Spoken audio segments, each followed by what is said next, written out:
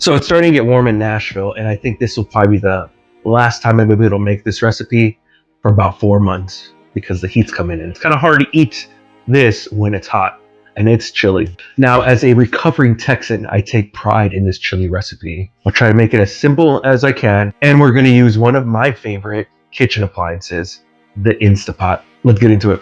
All right, so what we got here is the spices for the chili sauce. Dried chilies. So we have guajillos, we have chile de árbol, and we have pasilla. I usually use cascabel, but I couldn't get that today, so I got one pasilla. For our spice mix, black pepper, cayenne pepper, garlic powder, paprika, salt, chili flake, and the smallest bit of cumin. Now you can tell that these are whole, but we're gonna blend everything, so it won't really matter. One of the last ingredients is el Pato tomato sauce. Now this is already seasoned, and it's a hot tomato sauce, and some cilantro. All right, now for the rest of the ingredients. The vegetables we're gonna add is 2 cut poblanos and 2 diced medium yellow or white onions. Now I didn't cut this on screen because you guys know what that looks like to cut stuff. 2 pounds of ground beef.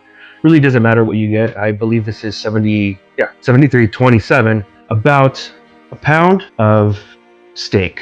You can use tri-tip, you can use roast, anything that's gonna take a while to cook down. Brisket even. There's 1 can of beer. I usually like to use Modelo or anything light. All right, so these are all the ingredients you're gonna need for this chili. Let's put them all here together so they can be nice and happy and just have the greatest time together. Oh, and then some sort of oil is the other thing you're gonna need. And the last couple of ingredients is, of course, beef stock. So these are all the ingredients you're gonna need for this chili. Now I have one more secret ingredient. Bear with me. If you want your chili to get a little bit more of that umami flavor, a lot of people put Worcestershire sauce or browning sauce. I don't really like to use that. My go-to thing for umami is anchovies. Now, I'm not gonna put anchovies in here, but something else that's made from fish that's really good is fish sauce. Yep, we're gonna put a little bit of fish sauce in this chili. These are all the ingredients you're gonna need for this chili. Seems like a lot, but trust me, it's not that bad. Now, first off, let's start with the chili sauce. A lot of people make chili powder. I prefer to do it in a sauce form. It's a whole lot easier to work with. So this is the process of making the chili sauce. I got 3 different types of chilies.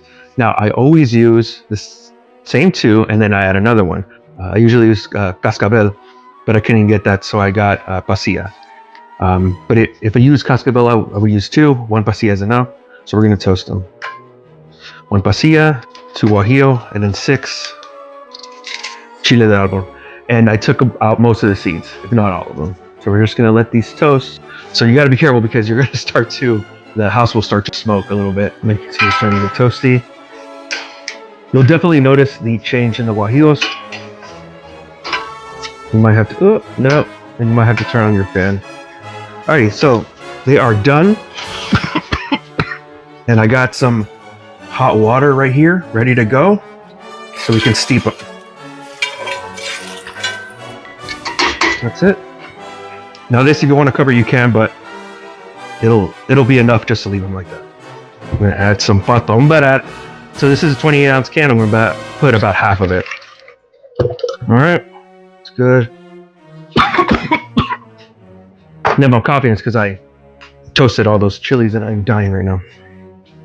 All right, so now the spice blend. Put one there. Put that all in there. All right, and then the last part. We're gonna add these chilies that have been steeping and this water, and then the water, I'm only gonna add a little bit of it, about half of that water. All right, and that's it. Now if we need to add more water, we can.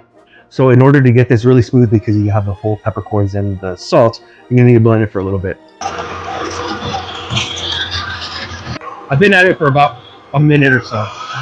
We'll crank it up. And I can still see chunks, little baby specks, and I want those all gone.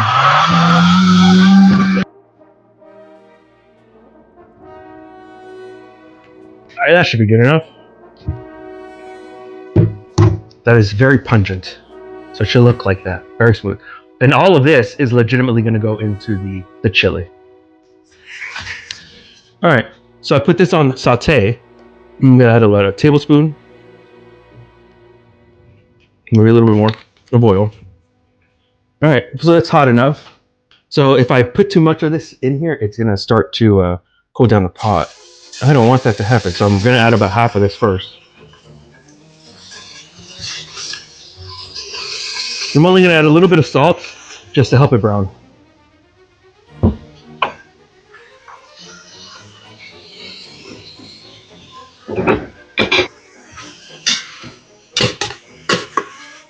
Now you just keep doing this with the rest of the beef.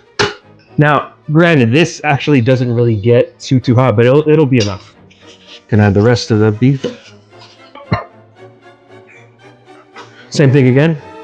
A little bit of salt to help it move along. All right, so now we're gonna add a little bit more avocado oil. And the reason I'm using avocado oil because it's just the one that I had laying around. Meat tube in, one meat tube, and meat tube number 2.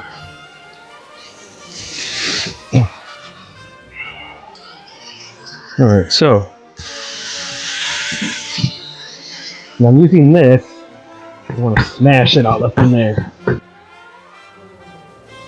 All right, so the meat is slightly brown. It's sauteing, and it has a fair amount of liquid, and that's what I want for the next step, which is the veggies. So we're gonna add all the poblanos, and we're gonna add all the onions.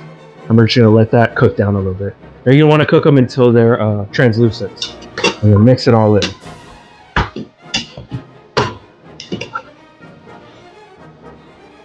Let's cover it up. Let's see how it's doing. Yeah, we're getting there. We're getting there. All right, they're semi-translucent now. And so I'm gonna add beef. Arby's, we have the beef. All right, so now I added back the beef. Just mix it all together. Now, we're gonna add the liquids. We're gonna add the chili sauce, the sauce. We're gonna add about a half a cup of beef stock.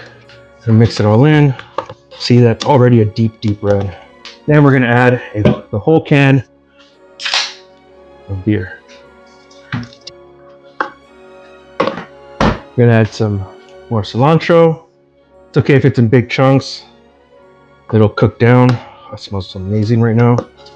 And the last key ingredient, a couple of shots of fish oil. Not too much.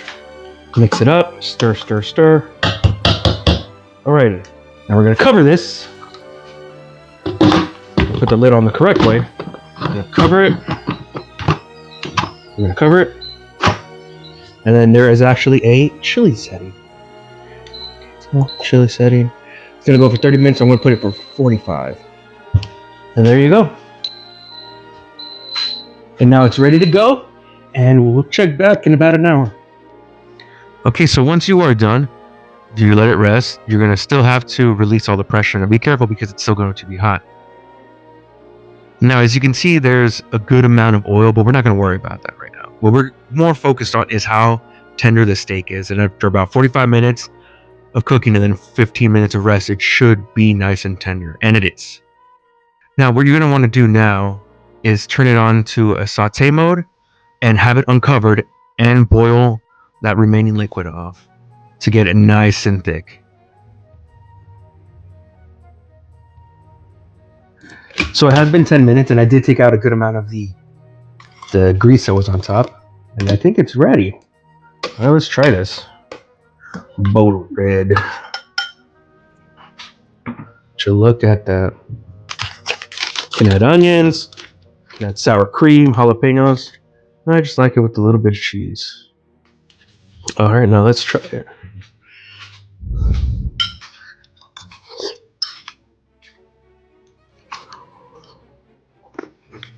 Man, that's spicy. It is good, but it is filling. It's spicy and spices. We need to invent a word in English for the Spanish word enchilar. Because I'm trying to say it has a lot of spices, so it's spicy, but at the same time, it's hot, as in spice-wise, as in capsaicin.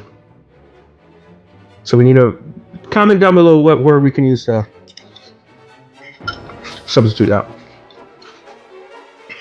Whew, that is spicy. Thank you, everybody. Make sure to like and subscribe. And follow for more recipes. Whew. Maybe some more salsas. Maybe some more soups. Oof. Some more sauces. I could eat this all day.